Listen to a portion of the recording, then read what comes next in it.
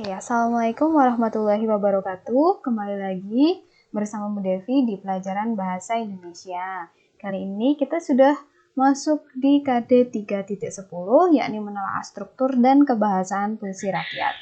Minggu kemarin kita sudah belajar tentang mengidentifikasi puisi rakyat dan juga menyimpulkan puisi rakyat yang tugasnya sudah Ibu jadikan satu di dalam satu tugas, jadi itu satu tugas 2 nilai. Nah, sekarang kita lanjut ke menelaah struktur dan kebahasaan puisi rakyat. Bagi anak-anak yang belum mengerjakan tugas kemarin, harap untuk segera mengerjakan dan mengumpulkan, jangan mengulangi kesalahan yang sama di semester 1 ya. Oke, struktur dan kebahasaan puisi rakyat. Mari kita mulai. Jangan lupa dipersiapkan buku catatan dan juga pulpennya untuk mencatat segala hal yang penting yang akan Ibu sampaikan. Oke? Oke, yang pertama adalah struktur puisi rakyat. Sebenarnya ini sudah Ibu bahas di pertemuan sebelumnya, di mana ada ciri puisi rakyat. Di situ sudah mengandung struktur puisi rakyat. Yang pertama pantun sudah tidak asing, terdiri dari 4 baris. Baris 1 dan 2 itu sampiran, dan baris 3 dan 4 itu isi. Nah, sampiran dan isi ini merupakan struktur dari pantun. Lalu ada gurindam, terdiri dari 2 baris. Baris pertama adalah soal atau persoalan, baris kedua adalah jawaban dari persoalan di baris pertama. Yang terakhir adalah syair yang kita sudah tahu bahwa terdiri dari 4 baris sama dengan pantun, tetapi syair berisi semua barisnya adalah isi, jadi tidak ada sampirannya. Ini adalah struktur puisi rakyat yang sudah kalian pelajari di pertemuan sebelumnya. Oke, next kita akan belajar tentang kaidah kebahasaan. Oke, kaidah kebahasaan puisi rakyat yang pertama adalah kalimat yang sering dipakai dalam puisi rakyat.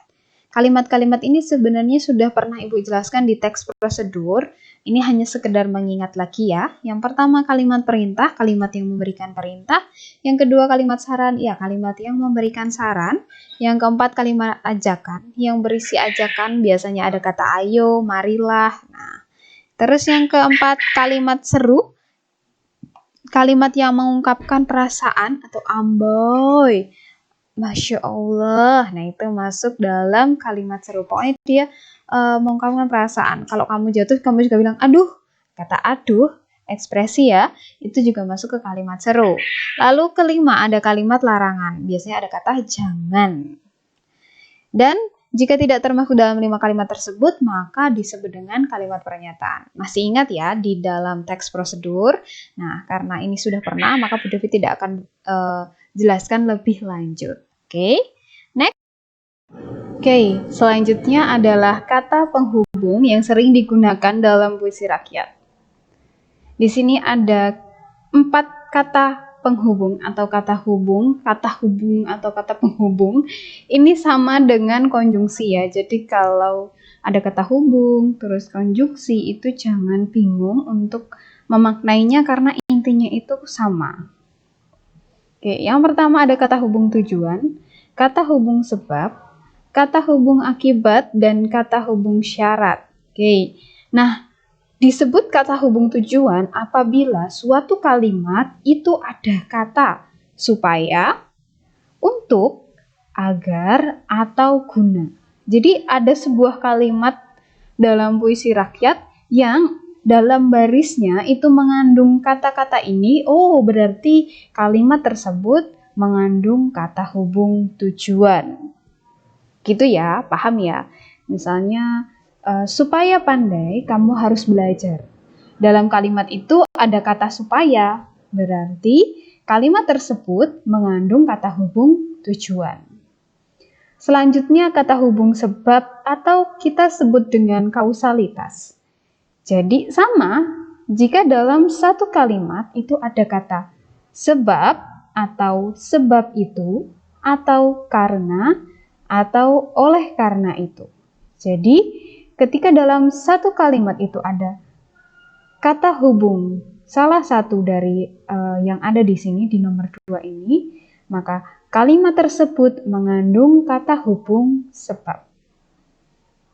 Begitu juga untuk nomor 3, kata hubung akibat, yang berarti sama ketika dalam kalimat ada kata akibatnya atau sehingga, maka kalimat tersebut masuk dalam kata hubung akibat. Yang terakhir kata hubung syarat, ada kata jika, apabila, asalkan, bila mana, jikalau, dan kalau. Apabila suatu puisi rakyat mengandung salah satu kata hubung ini, jika, apabila, asalkan, ataupun ada kata-kata ini di dalam puisi rakyat tersebut, maka disebut dengan kalimat yang mengandung kata hubung syarat. Selanjutnya adalah kalimat tunggal dan kalimat majemuk. Kalimat tunggal itu apa sih, Bu? Kalimat majemuk itu apa? Kalimat tunggal yang namanya tunggal itu cuma satu. Berarti kalau majemuk itu lebih dari satu. Itu sih kata kuncinya satu dan lebih dari satu. Selanjutnya adalah kalimat tunggal. Kalimat tunggal adalah kalimat yang memiliki satu subjek dan satu predikat. Subjek adalah pelaku, sedangkan predikat adalah kegiatan. Jadi, kalimat tunggal adalah kalimat yang berisi satu pelaku dan satu kegiatan. Jadi, hanya satu orang melakukan kegiatan tertentu. Bisa ditambah dengan keterangan. Keterangan itu ada keterangan tempat, ada keterangan waktu. Contohnya, 1. Pagi-pagi saya sarapan. Pagi-pagi menunjukkan waktu di pagi hari. Yang kedua ada kata saya. Saya di sini adalah sebagai pelakunya. Apa yang saya lakukan? Kegiatan apa? Oh, kegiatannya adalah sarapan. Ciri kalimat tunggal adalah tidak ada kata hubung ataupun konjungsi di tengah-tengah kalimatnya. Kita bisa lihat di nomor 1 ini tidak ada konjungsi. Dan biasanya kalimat tunggal itu singkat dan sangat cepat untuk dibaca. Pagi-pagi saya sarapan, selesai. Jelas maksudnya. Kalau kalimatnya panjang, itu biasanya masuk ke kalimat majemuk atau kalimat tunggal yang digabungkan menjadi satu. Dua kalimat tunggal yang digabungkan menjadi satu itu akan menjadi kalimat majemuk. Oke, kita ke kalimat tunggal dulu ya. Contoh yang kedua, ibu pergi ke pasar. Oh, di sini ada ibu. Ibu di sini sebagai pelaku, hanya satu orang. Pergi. Oh, kegiatannya pergi. Pergi kemana? Ke pasar. Ke pasar sebagai keterangan. Jadi hanya ada satu orang dengan satu kegiatan. Ayah menggendong adik. Ada ayah dan adik. Oh, tapi tidak semuanya menjadi pelaku. Siapa yang dibicarakan? Ayah atau adik? Karena di awal ayah menggendong adik, maka ayah yang dibicarakan, berarti pelakunya adalah ayah. Apa yang dilakukan ayah? Menggendong adik. Jadi kegiatan ayah adalah sedang menggendong adik. Hanya satu subjek atau satu pelaku dan satu kegiatan. 4. Sore nanti adik berlatih badminton. Sore nanti ini adalah kata keterangan. Adik, siapa yang melakukan kegiatan ini? Oh, adik, berarti subjeknya adik atau pelakunya adik. Apa yang dilakukan adik atau kegiatannya? Oh, berlatih badminton. Hanya ada satu orang dengan satu kegiatan. Berarti kalimat tunggal. Oke. Selanjutnya kalimat majemuk. Kalimat majemuk adalah gabungan dua kalimat menjadi satu kalimat dengan kata hubung tertentu. Ini yang Ibu maksud kalau tunggal itu satu, kalau majemuk adalah gabungan dua kalimat tunggal yang dijadikan satu kalimat. Kalimat majemuk memiliki subjek dan predikat lebih dari satu. Kalau kita lihat slide sebelumnya, subjek adalah pelaku, predikat adalah kegiatan. Dia memiliki pelaku lebih dari satu dalam satu kalimat dan memiliki dua kegiatan dalam satu kalimat. Cirinya terdapat konjungsi. Biasanya konjungsi atau kata hubung itu ada di awal kalimat atau bisa juga di tengah-tengah kalimat. Contoh kalimatnya, aku suka rasa stroberi, sedangkan Mira menyukai rasa coklat. Ada dua pelaku atau dua subjek, aku dan juga Mira. Apa yang dilakukan atau predikatnya? Oh, dia menyatakan bahwa suka rasa stroberi, sedangkan Mira menyukai rasa coklat. Maka di sini ada rasa stroberi dan rasa coklat atau dua predikat, dan di tengah-tengah kalimatnya ada konjungsi. Kalimat pertama ini adalah dua kalimat tunggal yang dijadikan satu. Ketika kita dipisah nih, di kata sedangkan dikasih titik, akan menjadi dua kalimat. Aku suka rasa stroberi, titik, Mira menyukai rasa coklat. Nah, karena ini kalimat majemuk, maka dua kalimat tunggal ini digabungkan menjadi satu dengan adanya konjungsi atau kata hubung di tengahnya. Paham ya? Yang pertama punya dua subjek atau dua pelaku dan memiliki dua kegiatan. Di tengah-tengahnya atau di awal akan ada konjungsi. Ini kan di tengah, berarti kalau sudah ada di tengah berarti tidak mungkin ada di awal. Bisa untuk konjungsi sebab akibat. Kita lihat contohnya. Aku sedang mencuci piring dan adik sedang menyapu lantai. Di sini ada kata aku dan juga adik. Oh, adik melakukan kegiatan, aku juga melakukan kegiatan. Kegiatanku mencuci piring, adik kegiatannya menyapu lantai. Maka di sini ada dua subjek dan juga dua predikat. Di tengah-tengahnya ada konjungsi dan ya. Selanjutnya, 3. Jika kamu ingin sukses, maka janganlah bermalas-malasan. Oke, di sini mungkin hanya ada satu subjek, tapi kamu harus lihat bahwa di sini ada konjungsi di tengah dan konjungsi di awal. Jika kamu ingin sukses, maka janganlah bermalas-malasan. Siapa yang tidak boleh bermalas-malasan? Sama, kamu juga. Jadi, meskipun ini tidak memiliki, secara tidak langsung tidak dituliskan subjeknya, tapi apabila ada kata jika dan juga maka itu masuk dalam kalimat majemuk.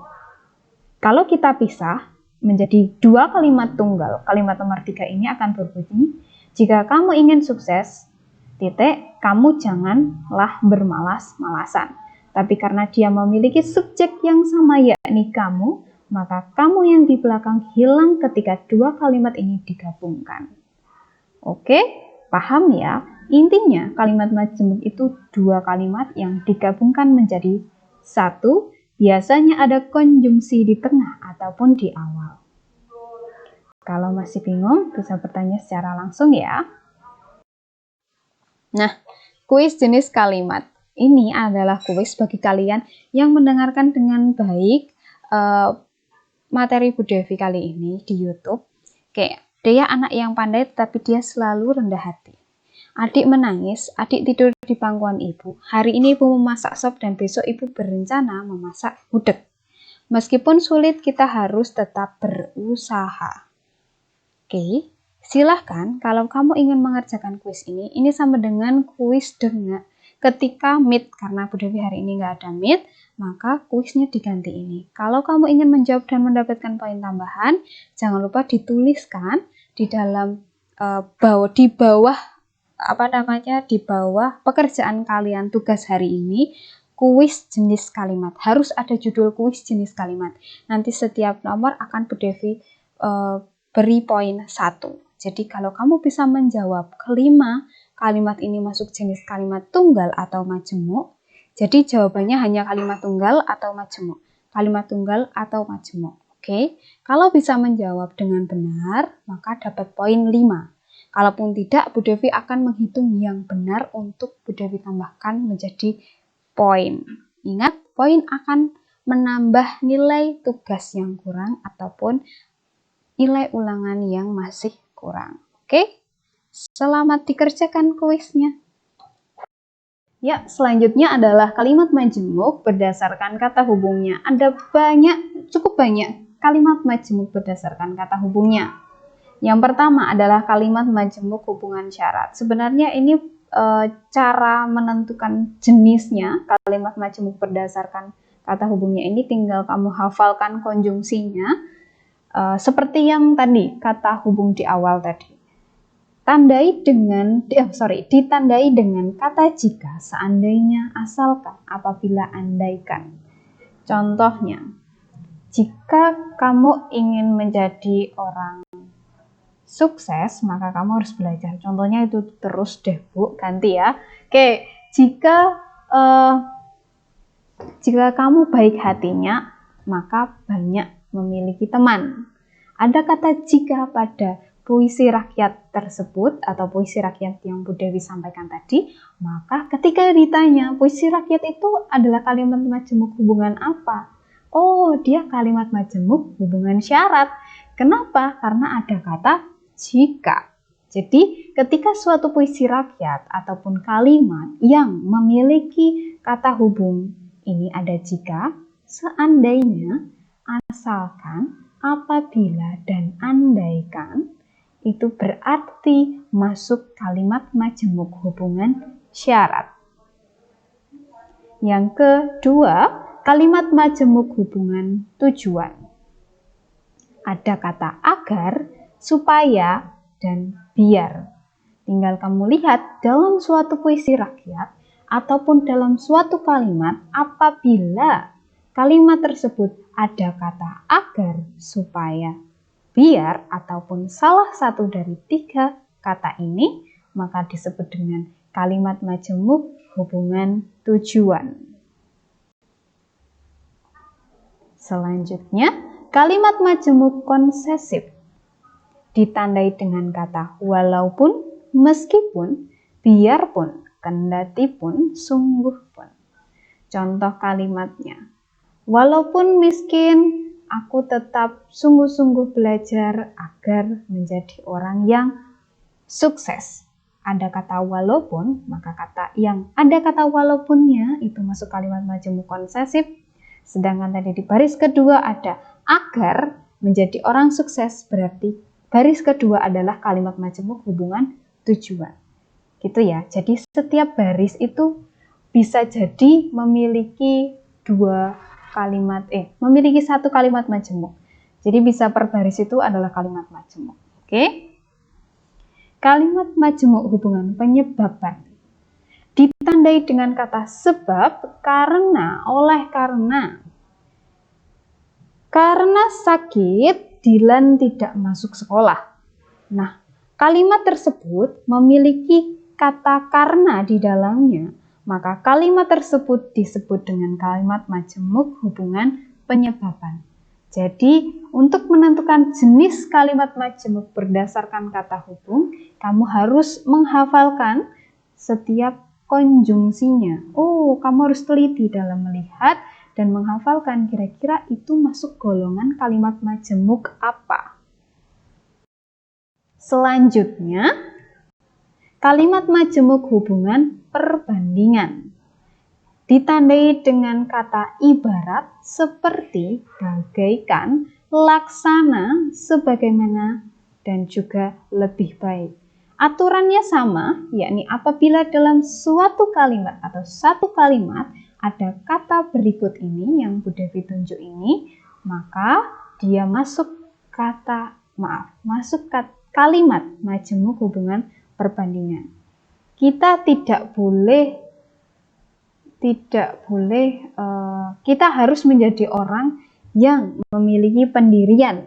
Jangan sampai seperti air di atas daun talas. Ada kata seperti di tengah-tengahnya, maka dia masuk kalimat majemuk hubungan perbandingan.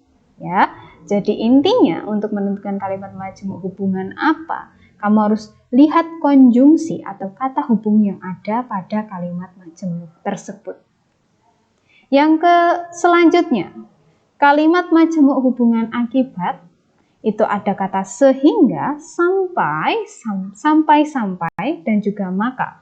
Maka lagi. Jadi apabila suatu kalimat itu ada kata sehingga, sampai, maka itu disebut dengan kalimat majemuk hubungan akibat.